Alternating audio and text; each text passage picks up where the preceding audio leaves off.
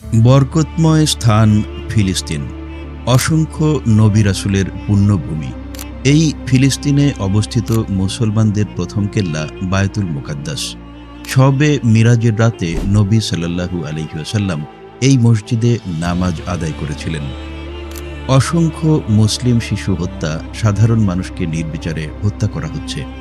ফিলিস্তিনের গাজা উপত্যকা এখন বিরান ভূমি। যেখানে সেখানে পড়ে আছে অসংখ্য লাশ। গাজার শহরের কোথাও নেই জীবিত মানুষের চিহ্ন। সারা বিশ্বের মুসলিম জনগোষ্ঠীর কাছে নবী রাসূলের পুণ্যভূমি হওয়ার কারণে এক অন্যরকম অনুভূতি ও ভালোবাসার জায়গা ফিলিস্তিন। মুসলমানদের এই গভীর ধর্মীয় অনুভূতি ও ভালোবাসার সাথে ইহুদি রাষ্ট্র ইসরায়েলের অন্যায় ও অবিচারের মাত্রা যেন সকল পৈশাচিকতাকেও হার মানায়। সারা বিশ্বের মুসলিম জনগোষ্ঠী এখন প্রার্থনারত মহান পরম করুণাময় সৃষ্টিকর্তার কাছে। সারা বিশ্ব এখন তাকিয়ে আছে পরম করুণাময় সৃষ্টিকর্তা কোনো এক অলৌকিক শক্তি দিয়ে গাজা উপত্যকার এ সকল অসহায় মুসলিম জনগোষ্ঠীকে রক্ষা করবে। সারা বিশ্বের মুসলিম জনগোষ্ঠীর কাছে হয়তো এখন একটি প্রশ্ন খুব বেশি ঘুরপাক খাচ্ছে, এত অসহায় নিরীহ মুসলমানকে নির্বিচারে হত্যা করা হচ্ছে, তাহলে পরম করুণাময় আল্লাহ তাআলা কেন চেয়ে চেয়ে দেখছেন? আল্লাহর বিচার কোথায়? কেন এই সকল মানুষগুলো আল্লাহর সাহায্য বঞ্চিত হচ্ছে? বারবার প্রশ্ন আসছে, কবে থামবে এই নিরস্ত্র গাজা উপত্যকার মানুষগুলোর উপর অন্যায় অত্যাচার? পবিত্র গাজা সম্পর্কে মহানবী হযরত মুহাম্মদ সাল্লাল্লাহু আলাইহি ওয়াসাল্লাম বেশ কিছু ভবিষ্যদ্বাণী করেছেন। এছাড়াও কুরআনে এ বিষয়ে বিশদভাবে উল্লেখ করা হয়েছে। কুরআনের আয়াত বিশ্লেষণ করে ও হযরত মুহাম্মদ সাল্লাল্লাহু আলাইহি ওয়াসাল্লামের দেখানো ভবিষ্যদ্বাণী অনুযায়ী বর্তমান সময়ের মুসলিম উম্মাহগণ ধারণা করছেন, খুব শীঘ্রই ইহুদি রাষ্ট্র ইসরায়েলের পতন ঘটবে। ফিলিস্তিনের গাজা উপত্যকার মুসলিম জনগোষ্ঠীর জয় নিশ্চিত হবে। চলুন আজকের ভিডিওতে আমরা জেনে আসি কুরআন ও হাদিসের আলোকে ইসরায়েলের পতন সম্পর্কে কি বলা হয়েছে। পবিত্র কুরআনে সূরা বনী ইসরাইলের ৪ নম্বর আয়াতে মহান আল্লাহ ঘোষণা করেন, আর আমি বনী ইসরায়েলকে জানিয়েছিলাম যে তোমরা পৃথিবীতে দুবার বিপর্যয় সৃষ্টি করবে এবং তোমরা অতিশয় অহংকারী হয়ে উঠবে। যুগে যুগে আল্লাহ তাআলার অবাধ্যতা, নবী রাসূল হত্যা, ফিতনা ফ্যাসাদ করেছে বনী ইসরায়েলরা। এজন্য তারা যুগে যুগে অপমানিত ও বিতাড়িত হয়েছে। এমনকি তাদের এই চক্র চলমান থাকবে কিয়ামত পর্যন্ত। আল্লাহ তাআলা পবিত্র কোরআন শরীফে দুবার বিপর্যয়ের কথা উল্লেখ করেছেন। ধারণা করা হচ্ছে প্রথমবার নবী রাসূলদের হত্যার মাধ্যমে বনী ইসরাইল প্রথম বিপর্যয় সৃষ্টি করে। প্রথম বিপর্যয়ের ব্যাপারেও পবিত্র কোরআন শরীফে মহান আল্লাহ তাআলা ইরশাদ করেন, অতঃপর যখন সে প্রতিশ্রুতির প্রথম সময়টি এলো, তখন আমি তোমাদের বিরুদ্ধে প্রেরণ করলাম আমার কঠোর যোদ্ধা বান্দাদেরকে। অতঃপর তারা প্রতিটি জনপদের আনাচে কানাচে পর্যন্ত ছড়িয়ে পড়ল। এই ওয়াদা পূর্ণ হওয়ারই ছিল।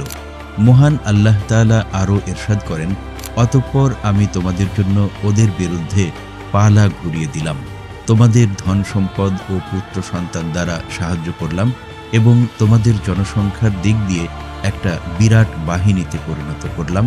তোমরা যদি ভালো করো তবে নিজেদেরই ভালো, এবং যদি মন্দ করো তাও নিজেদের জন্যই। কুরআনে বর্ণিত সূরা বনী ইসরাইলের এই আয়াতগুলো ইঙ্গিত দেয় যে ইসরায়েল জাতি প্রথমবার বিপর্যয় ঘটানোর পর আল্লাহ তাআলা পরম করুণাময় সৃষ্টিকর্তা তাদের পরাজিত করে, যে ঘটনাটি প্রায় খ্রিস্টপূর্ব ৭২২ অব্দে ঘটে গেছে।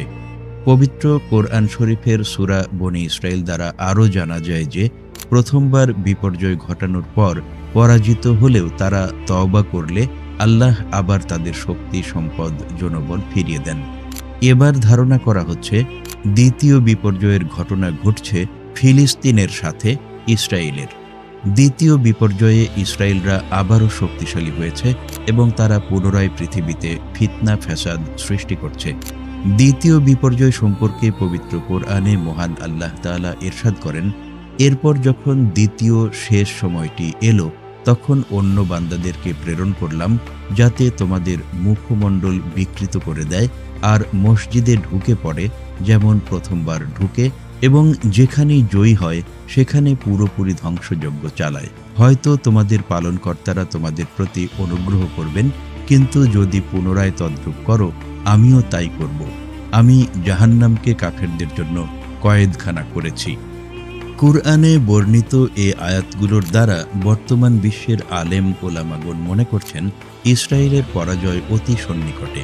শুধু তাই নয়, কুরআনে উল্লেখ করা হয়েছে ফিলিস্তিনি মুসলিম জনগোষ্ঠীর বিজয় নিশ্চিত হবে। আমাদের প্রিয় নবী মহানবী হজরত মুহাম্মদ সাল্লাল্লাহু আলাইহি ওয়াসাল্লাম ফিলিস্তিন ও ইসরায়েল রাষ্ট্রের এই বিপর্যয় অর্থাৎ মুসলিম ও ইহুদিদের মাঝের বিপর্যয় নিয়ে বেশ কিছু ভবিষ্যৎবাণী করেছেন। এক হাদিসের মাধ্যমে জানা যায় হজরত মুহাম্মদ সাল্লাল্লাহু আলাইহি ওয়াসাল্লাম ভবিষ্যৎবাণী করেন ইহুদিদের সঙ্গে মুসলিমদের যুদ্ধ হবে। মহানবী হজরত মুহাম্মদ সাল্লাল্লাহু আলাইহি ওয়াসাল্লাম এ বিপর্যয়ে ফিলিস্তিনিদের বিজয়ী হিসেবে উল্লেখ করেছেন, অর্থাৎ মুসলমানদের সাথে ইহুদিদের এই বিপর্যয় একদিন শেষ হবে, পরাজিত হবে ইহুদি রাষ্ট্র ইসরায়েল। এছাড়াও হাদিসে উল্লেখ আছে আমাদের মহানবী হজরত মুহাম্মদ সাল্লাল্লাহু আলাইহি ওয়াসাল্লাম ভবিষ্যৎবাণী করেছেন মুসলিম উম্মতদের মধ্যে একদল বিশেষ শ্রেণীর লোক থাকবে যারা সত্যের পথে লড়াই করতে থাকবে, তাদের সাথে আল্লাহর সাহায্য থাকবে এবং এই উম্মতগণ তাদের এই সংগ্রামকে কিয়ামত না আসা পর্যন্ত অব্যাহত রাখবে। অসংখ্য নবী রাসূলের পুণ্যভূমি ও ইহুদি রাষ্ট্র ইসরায়েলের সাথে এই বিপর্যয়ের কথা কুরআনে যেমন বর্ণিত রয়েছে, তেমনি বিভিন্ন হাদিসে উল্লেখিত মহানবী হজরত মুহাম্মদ সাল্লাল্লাহু আলাইহি ওয়াসাল্লামের ভবিষ্যৎবাণী সত্যি প্রমাণিত হতে যাচ্ছে।